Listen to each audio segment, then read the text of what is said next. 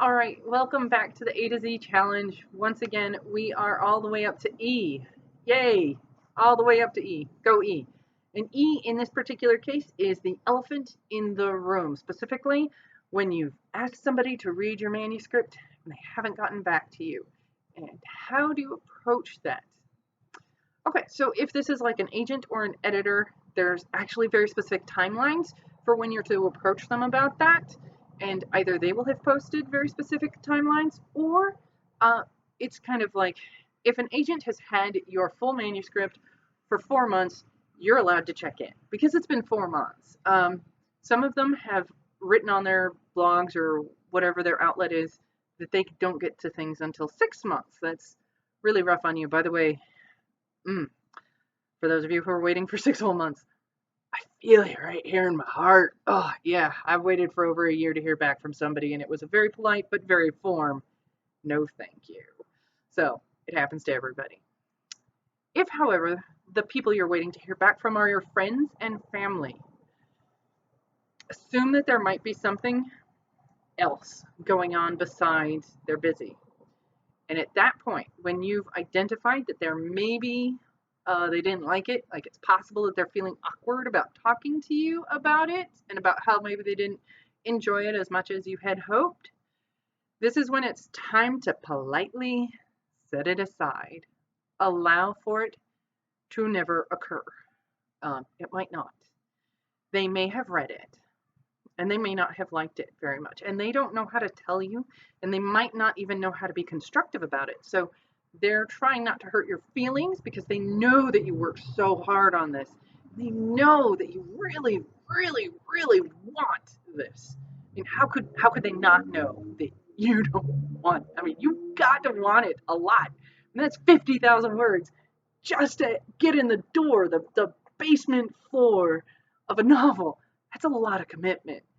And so it's got to be pretty apparent to your friends and family that you're really into it. And so when they read it and they don't enjoy it as much as you have hoped they would, it's very awkward and hard for them to tell you. So let it go. Just realize that, maybe they are busy. That's possible. It's possible that they're just too busy and they can't get back to you or they haven't read it yet. But, make way in your heart for the idea that they might not have liked it, but they care about you too much to hurt your feelings. Now, once you have that moment and you realize that they're being nice to you because they don't want to hurt your feelings and they didn't like your writing, now is the time to go and find other writers. You need to go and find a way to get your work read by professionals, however that is. You need to get other writers reading your stuff. Offer to swap critiques. Start with just the first 3 chapters. That way, if you get burned, you only get burned on 3 chapters with, because let me tell you, I have critiqued the first 3 chapters of hundreds at this point of novels, and I have only had a handful to a dozen reciprocated. So expect that too when you're out in the professional writing world. The return on that is really not great. I'm going to say it's not great. But I was trying to remember they're in the same boat you are. They really wanted you to love it and enjoy it rather than be torn apart. Giving critique and accepting critique, these are skills that you have to learn. But you can also do things like sometimes there are charity auctions and you can get a chapter critiqued there. That can be really useful. There's lots of ways. Seek professional help. And don't put so much on your friends and family. It can be really hard for them. Now, of course, their friends, they will probably buy your book once it comes out, at least the first one. You can't always guarantee, after that. But the first one, usually people will buy because they're being nice.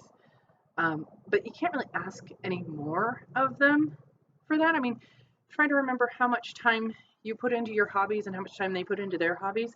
And how much time do they require of you in their hobbies? And here you are in what's ostensibly going to be your career, you hope, but is currently a hobby. And you're requiring them as part of your friendship or relation, whatever it is, to read this thing. So, yeah, ease up on that one. Come down off of the crazy lands a little bit. And good luck. This part is really hard when you're trying to get feedback and, make something of it. So good luck. This one's a little long. Thanks for sticking in there.